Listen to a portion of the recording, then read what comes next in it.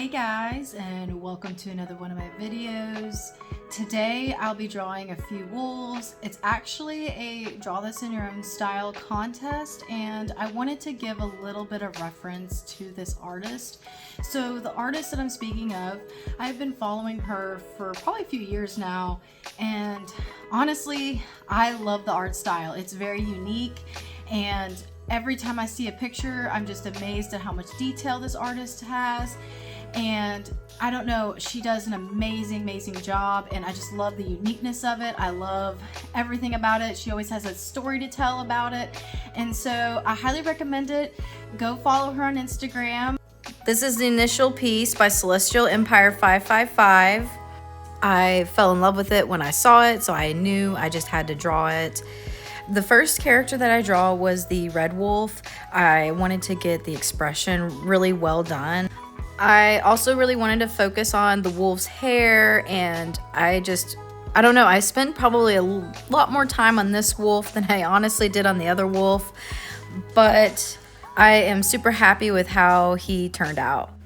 I really love drawing wolves. I kind of find them a little bit of a challenge just because I feel like if you draw the snout a certain way, they could look like a dog. If you draw a snout a different way, it could look like a bear. So it's trying to give that grittiness of making the wolf look dangerous, but at the same time not making it look like a bear.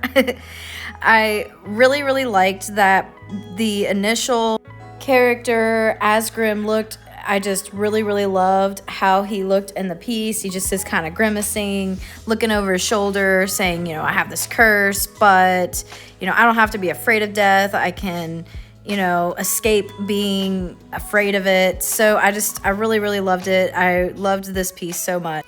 I actually recorded a little bit of the line art and lost that recording. Unfortunately, I didn't record it well. So here's another small clip of me basically doing some of the line art. I was trying to do a quick sketch and didn't really want to do too much detail because I was going to focus on a lot on the color. Okay, so now that I finished the line art, I actually want to create a background, and so I'm going to create another layer, and in this background there is some reds and some blues.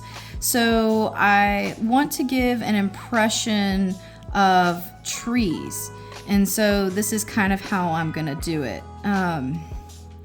So I create these long kind of trunk-like things, and it doesn't have to look perfect, and I'll have to show you why it doesn't have to look perfect. But basically, I'm just trying to give you guys an impression that there is a forest back behind these characters. And that is because in the original, there are forest trees in the background. And so kind of what you can kind of play with backgrounds, you can kind of just basically create an idea of what's happening. And you don't have to, sometimes if your goal is to be very detailed, then do so. Like, being detailed is okay. But in this instance, I'm not really trying to be super detailed, and I'll tell you guys why. I'm just going to create this background, and then once it's created in the back, I'm going to then basically Gaussian blur it to make it appear like there is a background in the back. So that's why I do not have to make it look super detailed. So I'm going to create another layer, and I'm going to do like a darker back area. And the reason I'm doing it this way is because what I'm going to do is I'm going to color the other characters separately. This is to basically just finish the background before I actually do the characters themselves. And then once I actually do the characters, I will come back and basically turn all this off. So the original has some blues. So I'm going to kind of create that impression of blues kind of in the background.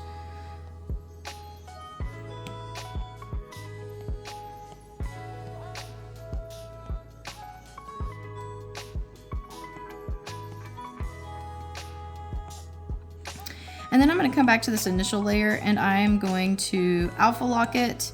And I'm actually going to have other red hues in the picture just to kind of give it some more interesting things. I know it's going to look kind of stupid right now. It looks kind of like, what is she doing? But it will all make sense here in just a second. So now I kind of want to give an idea that there are leaves in the trees. So I'm going to use my Ghibli brushes. I find them, they're very easy. They're just a bunch of like leaf brushes. And I don't want to do any of that. I look for leaves that will be good for like bush type things. And then, we got to undo the alpha lock. And so I'm just trying to give the impression that there are leaves in the trees. I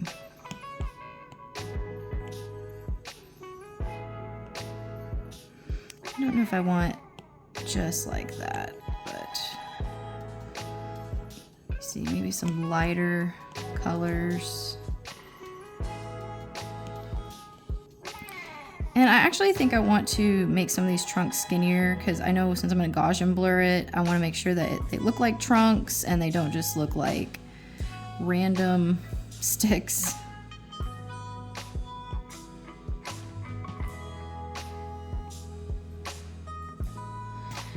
Okay. Then on this layer, I kind of want to add a few light blues. Let me see if I can add some light blue.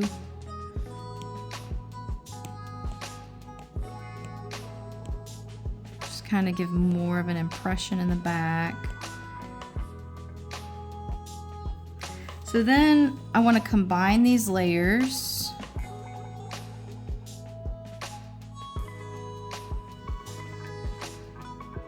Oh, I didn't want to do that.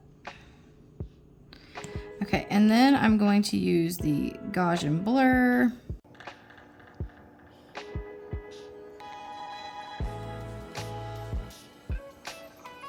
Don't want to blur it too much. I think I want to add some leaves to the trees here.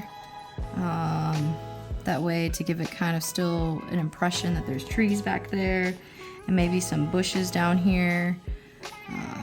Just simple stuff. It doesn't have to be very complicated since it's going to look blurry in the back.